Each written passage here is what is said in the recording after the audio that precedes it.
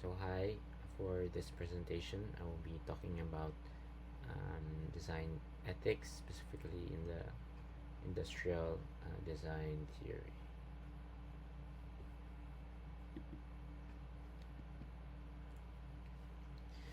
So the prevailing question will always be, what is design?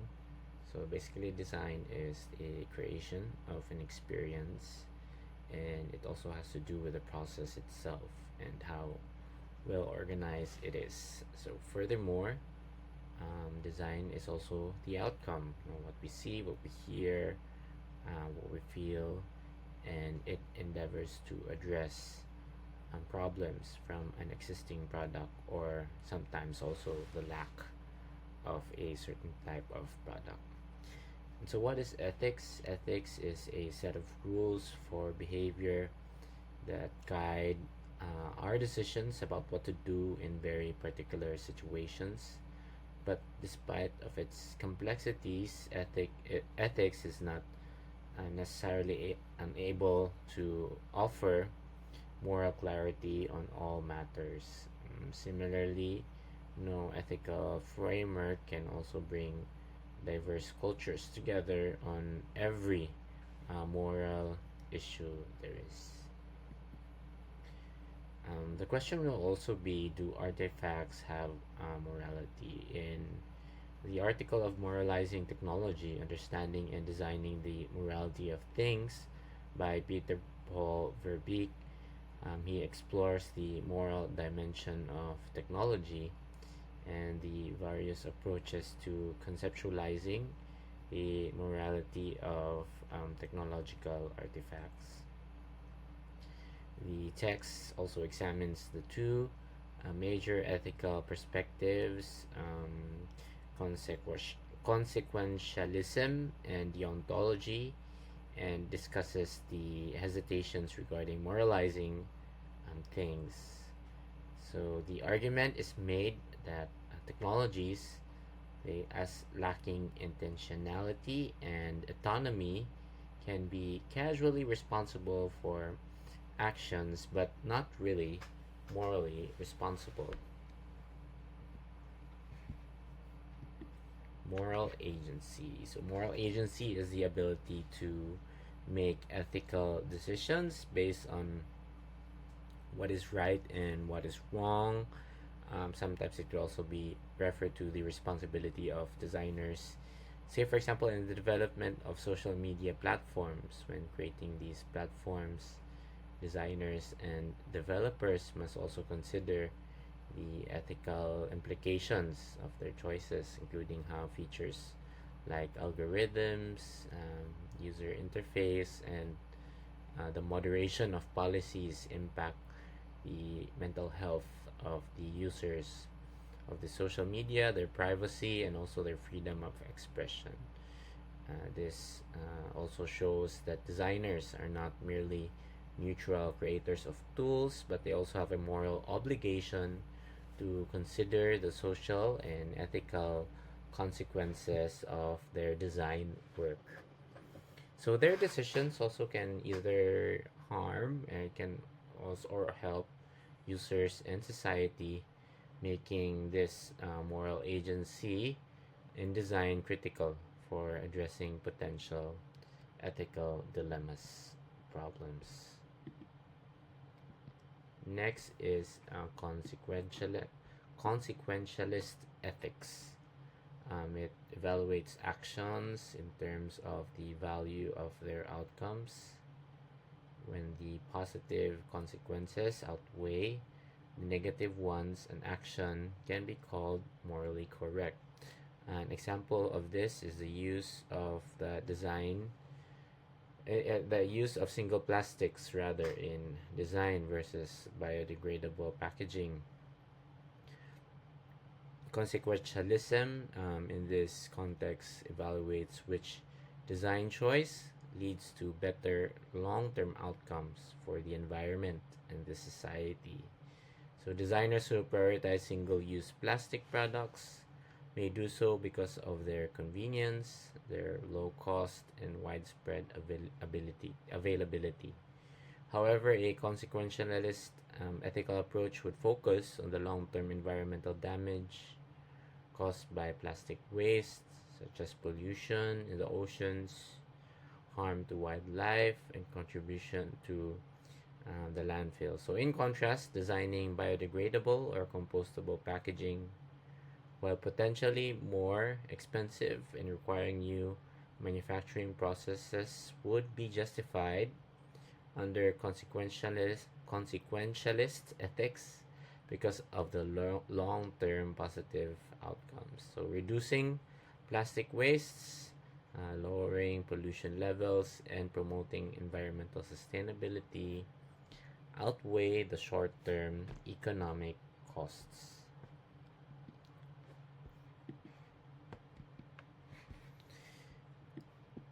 Deontological ethics is directed not at the consequences of actions but at the moral value of the actions themselves. It is evident in industrial design in the development of automobile safety features. Say, for example, where the automobile designer's duty is to protect human life, takes over priority over financial gain. This approach focuses on ensuring safety, even if it raises production costs on the part of the manufacturer or reduces market competitiveness. A very concrete example is the one by the manufacturer Volvo in the invention of the three-point seat belt in the year 1959, which prioritized the passenger's safety over their own profit. So they also made their patent available to all manufacturers for free, even to their competitors, and it demonstrated how Volvo practiced its ethical responsibility to save lives, reflecting a commitment to a moral duty above their own financial gains and financial considerations.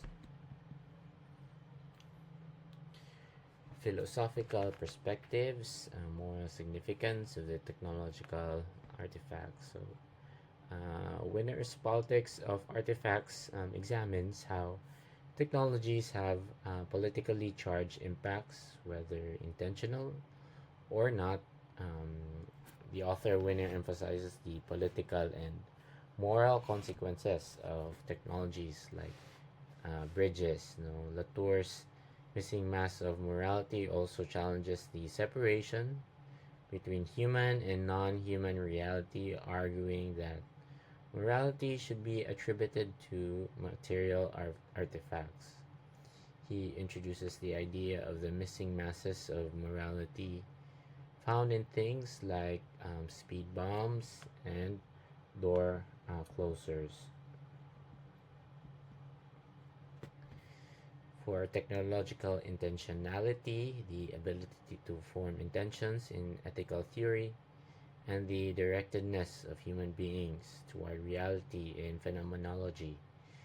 Technologies can be seen as having a share in intentionality, termed as hybrid intentionalities, where both humans and technologies contribute to the intentional dimension.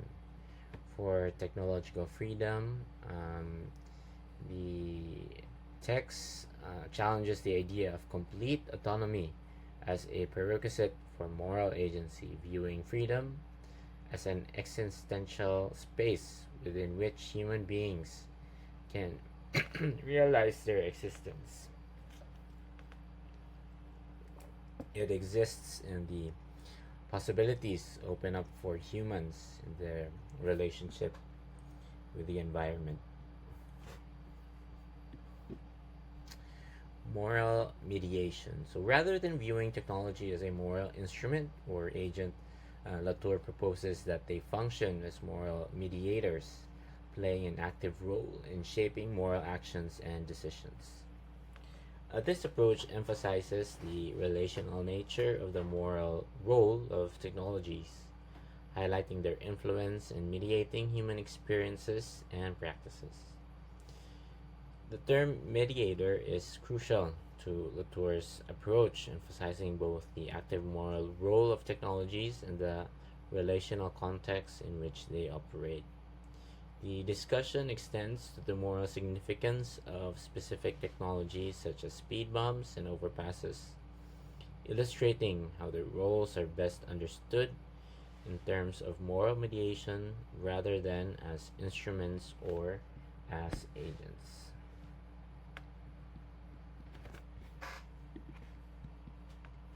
So, do artifacts have a morality? That is the question. The development of the concept of moral mediation in the context of ethical theory to address the moral significance of technological artifacts without treating them as moral agents. The discussion challenges the mainstream view that attributes agency exclusively to humans, emphasizing that technology artifacts play a role in defining situations and shaping agency.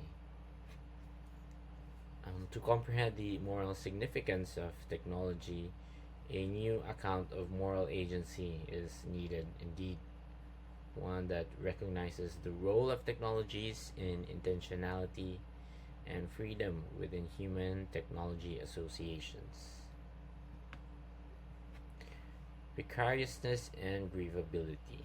Philosopher Judith Butler explores the notions of precariousness, grievability, and effect in the context of war and ethical considerations. It raises questions about how lives lost in war are perceived and whether their precarious nature is acknowledged ethically and also politically. It delves into the idea that precariousness is coextensive with birth, shaping the conditions for the necessary for a life to be sustained. The concept of precariousness is discussed as inherent in human existence, emphasizing the interdependence and vulnerability of lives. Um, it states that we imagine what when the child is wanted, there is celebration at the beginning of life. But there can be no celebration without an implicit understanding that life is grievable. That would be grieved if it were lost. End of quote. So, in this theory, as it asserts that a life's value and significance depend on its capacity to be grieved. The text explores how affective responses such as grief and outrage are regulated by interpretative frameworks, and it questions why certain lives are deemed more grievable than others in the context of war. The differential distribution of public grieving is presented as a significant political issue. The argument emphasizes the interdependency of lives, the need for global agreements, recognizing shared precariousness to prevent destruction. It advocates for knowledge and addressing the vulnerability inherent in all lives. So, in design, the process of generating products is anchored in understanding human needs, nature, and disposition in an ever evolving society. Generating creative ideas to facilitate this nature is the core of design. Thus, to fill in ethical considerations into it will transform the way you develop products, services, processes, and organizations. This understanding is vital for navigating the complex interplay between innovation and ethical considerations, ensuring that design practices prioritize the inherent vulnerability of life, human values, and contribute positively to societal well being. So, three things in terms of the ethos of things. First is Rude Things by Bruno Latour. Design as means of making things less rude. Second is Things That Know and Feel by Elaine Scarry. It deals with the process of investing the world with an emotional intelligence. And the third is Things as Moral Educators by Jap Chelsma. Um, Changing through Built Environment Technology.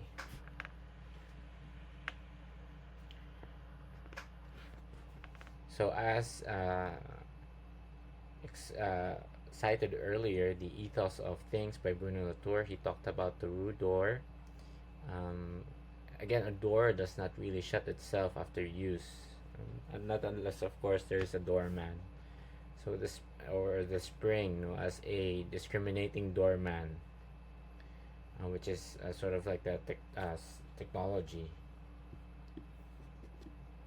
What would prompt a quicker redesigning is judging the performance of the spring in terms of its human equivalent. The person it made redundant, which is the doorman. Does it expose the immoral nature of the spring in this way? Would motivate the immediate recall of the designer, that expert in making things that are right, that is morally better. The ethicality of the design extends beyond its origin and into its use, as seen in the politeness of the resulting design. Elaine Scarry on Things That Know and Feel provides a poetic and less cynical perspective on the ethics in the design of things, in contrast to Latour's analysis, which is instructive but not helpful in understanding how ethics is incorporated into design things. Scarry argues that making is inherently ethical, driven by empathy and the desire to relieve another's pain or enhance their pleasure. In everyday life, Scarry notes that even non-designers expect things to be moral and experience a desire for the world to be more respectful of the human condition. Design, according to Scarry, is the process of making the world friendlier and more caring toward humans, aiming to enhance the world's moral acceptability. Similar to Latour, Scarry emphasizes the role of design in making things less rude and highlights creation as the process of investing the world with emotional intelligence, acknowledging our feelings as humans. And thirdly, by Jap Chelsma, Things as Moral Educators in the context of sustainability. Jap Chelsma extends Latour's argument, emphasizing the need for design things to be ethical in terms of accessibility, safety, and sustainability. Chelsma presents examples of devices that script sustainable behavior, influencing users consciously or preconsciously and unconsciously through design strategies. These designs aim to mold users into moral actions, making ethical outcomes easier or harder, but they are not deterministic and can be tactically subverted by users. Ethics by design is not just better at educating people to be ethical, but it is more of an identity embedded in material culture, providing a sustainable form of ethics, in contrast to its unsustainable form, where ethics has no nature or being. There are seven principles of ethical design. Number one is usability. The design should help the user accomplish what they want, meet their needs, and be easy and pleasant to use. Second is accessibility. Products are always designed for the targeted customer, but think of who is unintentionally left out. Privacy. Third, to develop designs that not only collect personal information that is in the best interest of the users. Fourth, transparency and persuasion. Provide transparency so that users can make informed choices. Fifth, user involvement. Include users in design decisions from users' needs and ideas. Sixth, focus. Products should be there when the user needs them and stay out of their way whenever they don't. Seventh, sustainability. As designers, consider the impact of our work on the world's environment, resources, and climate. So, how does one make a design more ethical? So, integrating the aforementioned, um, sorry,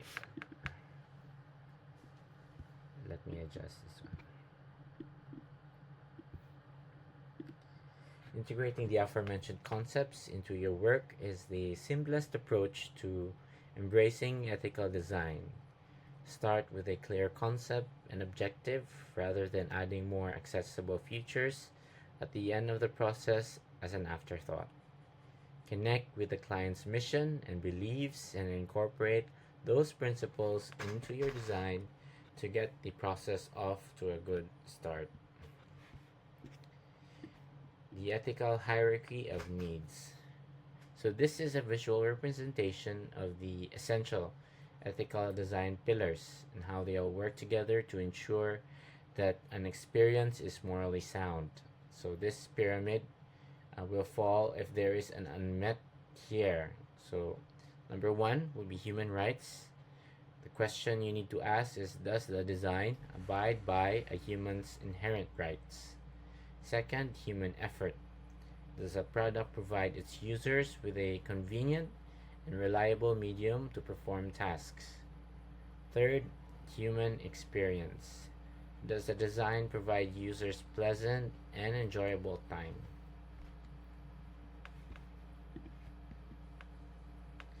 A Designer's Code of Ethics by Mike Monteiro of Mule Design. So these are what he enlisted as ethics for the designer.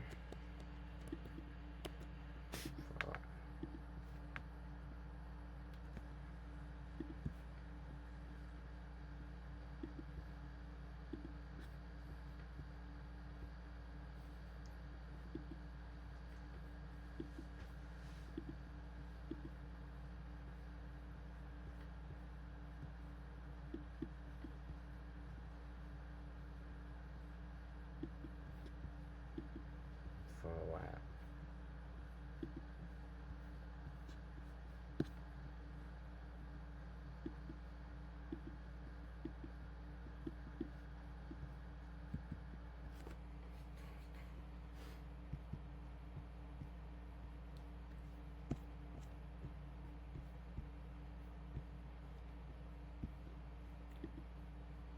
So the designer is first and foremost a human being. Second, a designer is responsible for the work they put into the world. Third, a designer values impact over form. Fourth, a designer owes the people who hire them not just their labor but their counsel. Fifth, a designer welcomes criticism. Six, a designer strives to know their audience, their target market, their end users. Seventh, a designer does not believe in edge cases. 8. A designer is part of a professional community. 9. A designer welcomes a diverse and competitive field. 10th, a designer takes time for moral reflection. So this is one helpful website, by the way, in creating ethical design. It's called the Ethical Choice for Designers, and you can visit their website, and it also has tools and different articles that you can download, all about moral agency, how ethics impact design, specifically product design.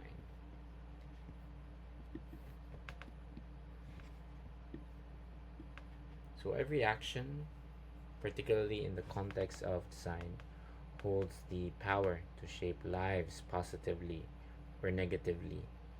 The imperative of responsibility and accountability is paramount in these processes, requiring thoughtful consideration in every design decision. Designers possess a distinctive opportunity to mold individuals' perceptions of information and the world. This influence carries the responsibility to craft designs that transcend mere visual appeal, embodying ethical values, responsibility, and respect. And that is all. So, thank you for listening to this short lecture and presentation.